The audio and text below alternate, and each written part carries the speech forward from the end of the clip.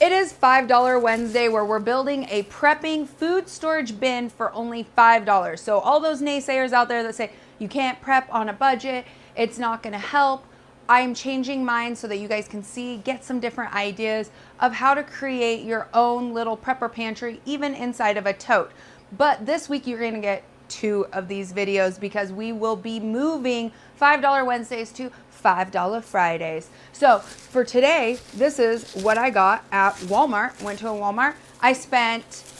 We're gonna do this all in one clip, you guys, because editing takes forever between canning and doing all those videos. So I spent this week, I think $5.29. Last week I had an extra 15 cents left over, so I did add it on to my $5 preps, right? So there's 15 cents also in tax. So let's go over what each item is that we will be adding into our bin and what we can do with it, because a lot of people seem really confused and nervous on the idea of the items that I'm adding into this bin. What am I going to do with it? Well, the first one up, I know somebody's gonna come for me, but it's fine, please do. All-purpose flour, okay? All-purpose flour, I think I spent $2. This was my most expensive item, $2.38.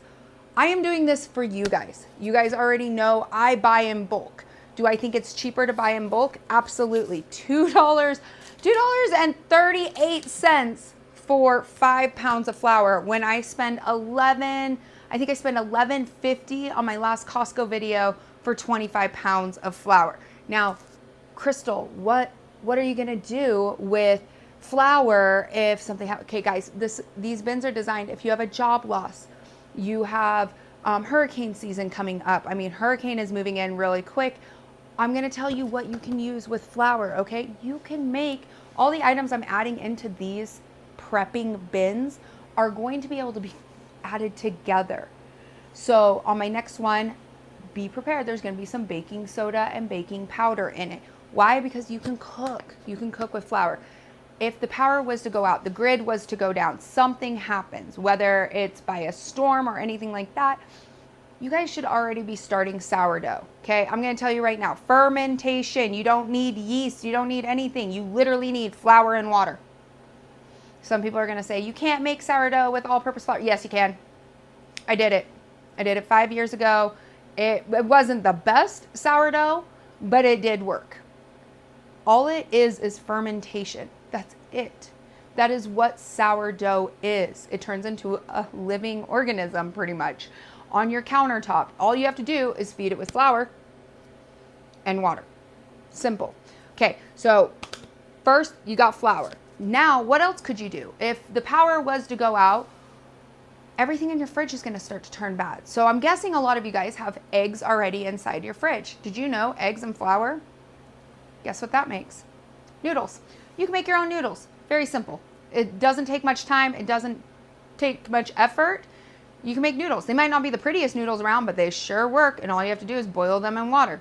So flour is an excellent one to add in. I prefer to buy my flour in bulk because I go through so much, but even 5 pounds, you can make homemade pancake mix. And I'm going to make sure that I drop my homemade pancake mix recipe down in the comment section on this video so that you guys can just copy and paste it and then write it in a notebook so that you have it and you know how to make it, because you don't need pancake mix, okay? All right, so we have our 5 pound flour for $2.38.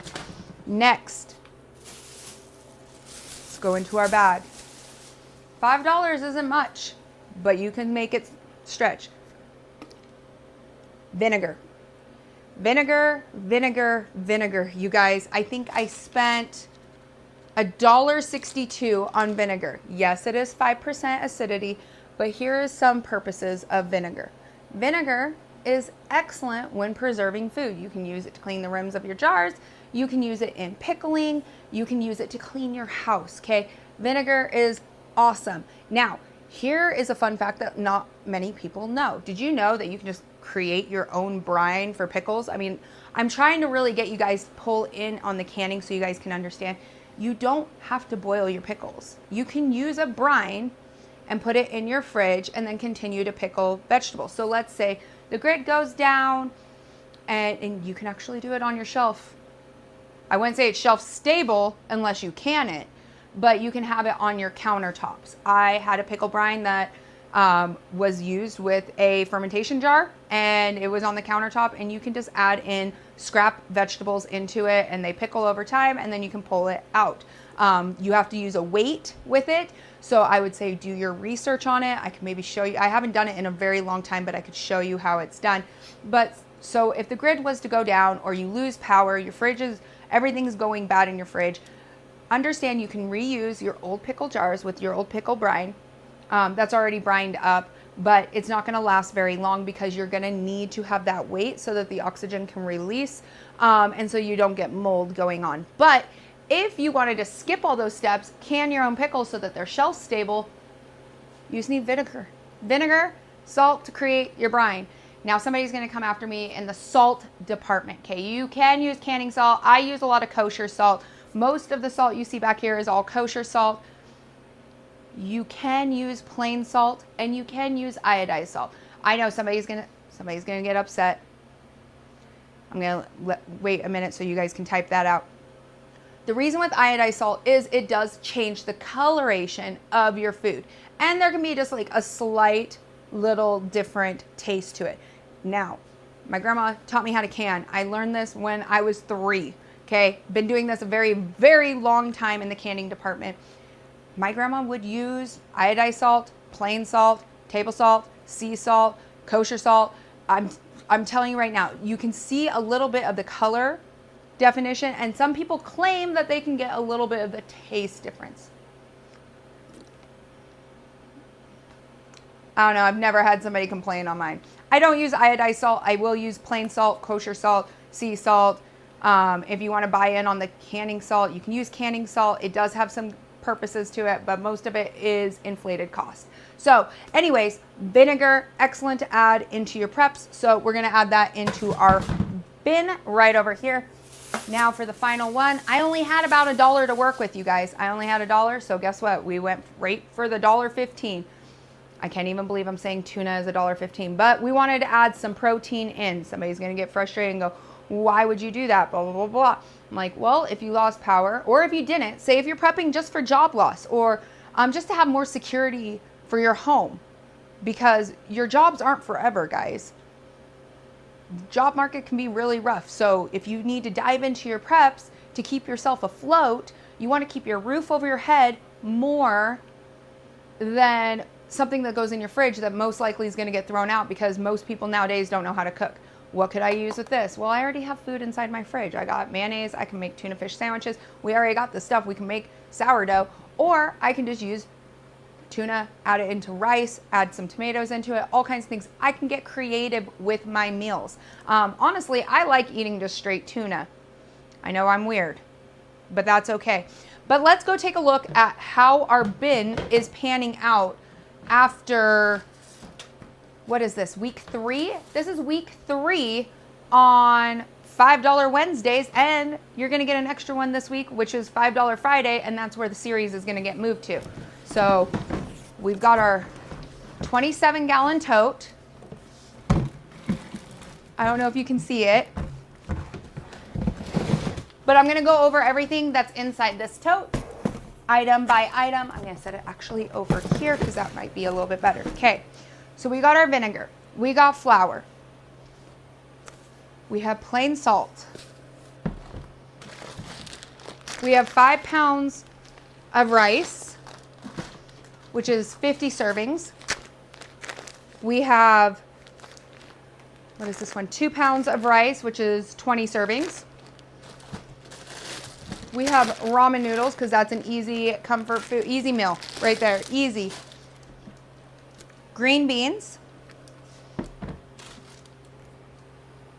Vienna sausages. And tuna. Oh, I almost forgot. And we have a 1 pound bag of pinto beans. You guys, for me, for one person, that's well over a week's worth of food. That is well over a week's worth of food. So let me know if you guys are liking this series. The series has been a lot of fun to create for you guys. I think it's important to understand that you can prep on a budget. It doesn't have to cost an arm and a leg, and you can save up for the gear and the items that you're looking forward to by, you know, changing your spending habits. If you guys didn't know, my name on other social media accounts is Charmingly Frugal. It actually used to be a blog. I started it about 15 years ago, where I didn't really realize where I would fit in the social media world. I mean, I've been doing this a very long time. From creating meals that can stretch, helping your family prep, emergency preparedness, free options, ways to change the adjustment of your growth. And when I mean the adjustment of your growth, I mean your financial growth. Times can get hard, whether it's economical or jobs, hurricanes, all of these things, your worst case scenario. Things are really expensive right now. And I'm going to add in a couple of clips at the very end of this video. Maybe I'll just save it for the next video. But when I went through the store and I talk about canning, I just posted a short of one of my tomato soup recipes. But when I talk about canning, why I think it's so important for people to can and preserve their own food is the mere fact of I compare costs. I noticed it was like over $1 for a can of tomato sauce. You guys realize that's just tomatoes, water, and salt. You can get the non-salt, no sodium added, that's fine.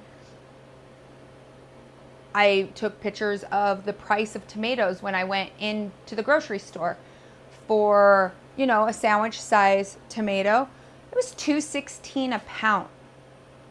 $2.16 a pound. I just canned over 40 pounds of tomatoes. I had roughly about 5 or 6 pounds myself, just pulled out of my garden. My garden is about ready to just flip and be producing. But I spent 20 bucks on over 40 pounds. I mean, it was like 7 gallons of tomatoes. Those costs are insane. When I look at that, it was like $2 for that. And so then I put in, you know, trying to guesstimate what 1 pound was. And I was like, oh, that's 2 tomatoes. Well, that's expensive. If I spent $2.16 a pound to can as many tomatoes as I did, I would have been looking roughly around $80 just at a grocery store.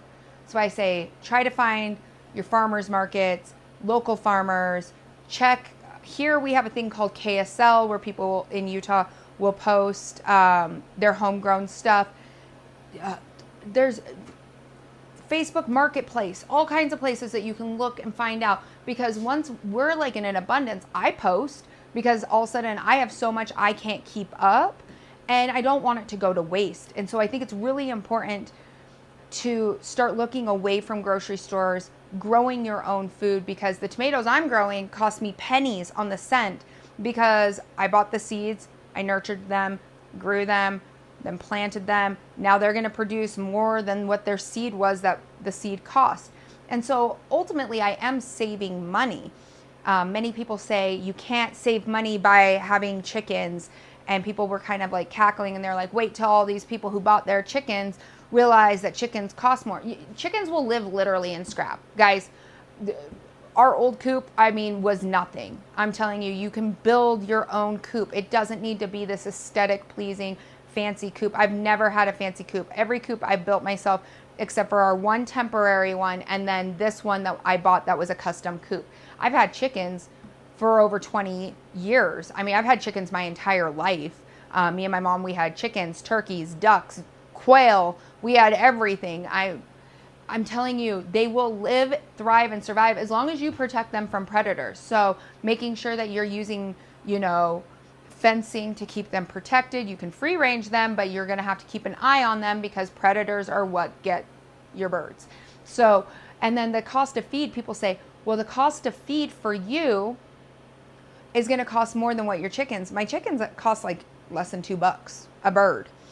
And my feed cost, I think we go through 50-pound bag once a month. I have 14 birds, maybe a little bit more than that. I think I spent around $35 in feed costs. Now, just this morning, my kids went off to school.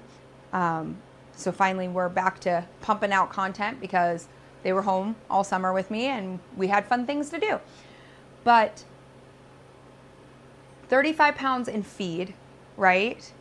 My kids, when they left for school this morning, they ate 10 eggs.